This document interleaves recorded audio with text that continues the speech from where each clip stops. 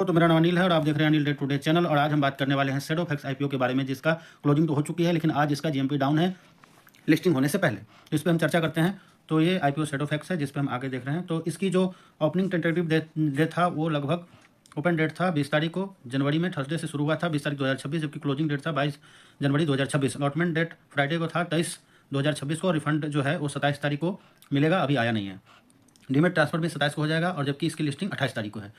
उसके बाद हम आगे चलते हैं तो देखते हैं कि इसका जो फेस वैल्यू था लगभग 10 रुपये का था और इसका इशू प्राइस जो था 118 से 124, कटअप प्राइस 124, जबकि शेयर मिलना है 120 शेयर मिला है और इशू साइज लगभग 1907 करोड़ का था, जिसमें से फ्रेश इशू 1000 करोड़ और 907 करोड़ ऑफर फॉर सेल था। मार्केट कैप इसका बंडा लगभग 7168 crore. Book build offer NSC BSc पर लिस्ट होगा। के फिनटेक टेक्नोलॉजी इसका रजिस्ट्रार है, जिस पे हम स्टेटस चेक किए थे। आगे हम बढ़ते हैं तो देखते हैं कि इसकी जो मिलना था वो बिग एचएनआई को लगभग 9131 में एक बार एक गुना भर जाता, जबकि भर गया। और दूसरा जो है कि स्मॉल एचएनआई 4566 एप्लीकेशन में एक गुना भर गया। रिटेलर को जो मिलना था वो 1,27,841 एप्लीकेशन पे एक गुना भरना था। तो ये सारे भर चुका है। आगे हम चलते हैं तो इसमें हम फाइनेंशियल सिचुएशन देखते हैं। तो इसका जो एसेट है 31 मार्च 2023, 31 मार्च 2024, 31 मार्च 2025 और 30 सितंबर 2025 तक का आया है।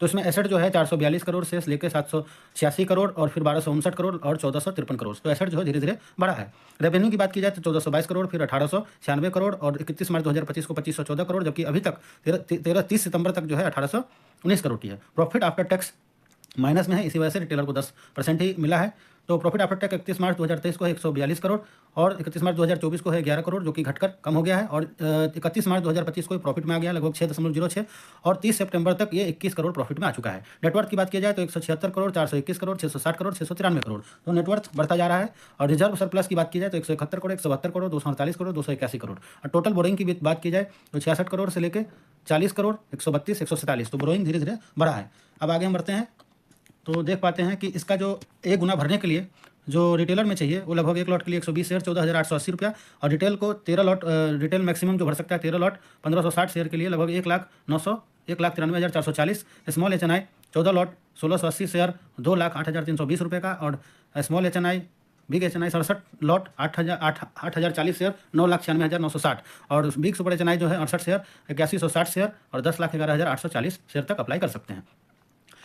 शेयर होल्डर, अगर प्रोमोटर की बात की जाए, शेयर होल्डिंग प्रे इशू था 19.13%, जबकि पोस्ट इशू रह जाएगा 16%, 16.71%। तो मुझे ये शेयर जो डाइल्यूट किया है प्रोमोटर ने, ये मुझे सही नहीं लग रहा है और यही वजह है जो ये जीएमपी में गिरावट दिख रही है। आगे बढ़ते हैं तो ऑब्जेक्ट इशू था इसका जो ऑफर फॉर सेल 800 करोड़ और लगभग 1000 करोड़ फ्रेश इशू था। जो funding of capital expense recruitment of the company के लिए 423 crore. Funding of the less payment for new mile centre, जो नया सेंटर खोलना उसके लिए 138.64 crore. Funding branding making and communication cost के लिए 88 करोड़ और जनरल कोवर्ट पर्पज से पैसे उठाया है। आगे हम बढ़ते हैं तो देख लेते हैं कि इसका लीड मैनेजर जो है आईसीआई सिक्योरिटी लिमिटेड है, दूसरा Morgan Stanley India company private limited है और तीसरा है जेएम फाइनेंशियल लिमिटेड। आगे हम चलते हैं तो देखते हैं कि इसका जो पीयर है वो ब्लू डॉट है और दूसरा जो है डिलीवरी है। अब इसके हम पी और चेक कर लेते हैं कि दोनों का क्या है। तो सबसे पहले बात बताऊं कि शेडोफैक्स का जो है रेवेन्यू 2514 करोड़ है, जबकि पी 953, पी बहुत ज़्यादा मांग कर रहे हैं सर। और आरओई जो है RONW जो है 0.97 है, जबकि ब्लू डॉट रेवेन्यू करती है 5,762 करोड़, जबकि इसका पी सिर्फ 51 का है। तो यहाँ देखिए कितना ज़्यादा 18-19 गुना महंगी पी वैल्यूएशन पे लाया है, जबकि इसका RONW है 17.25। और डिलीवरी की बात की जाए तो 9,372 करोड़ का है, जबकि इसका जो पी है 195 का लगभग 200। तो इससे भी देखा जाए तो 4 गुना ज़्यादा पी मांग किया है। इसका जो ROWN है वो 1.75 है। तो देखिए पी के मामले में तो बहुत ही ज़्यादा हाई है।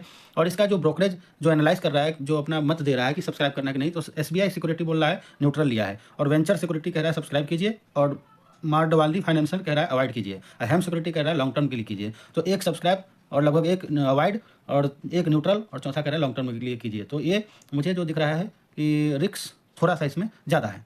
और इसमें हम देखते हैं तो कौन कितना भरा। तो QIB लगभग 3.81% यानी लगभग 4%, 4 गुना ही भरा है। नील टोटल 84।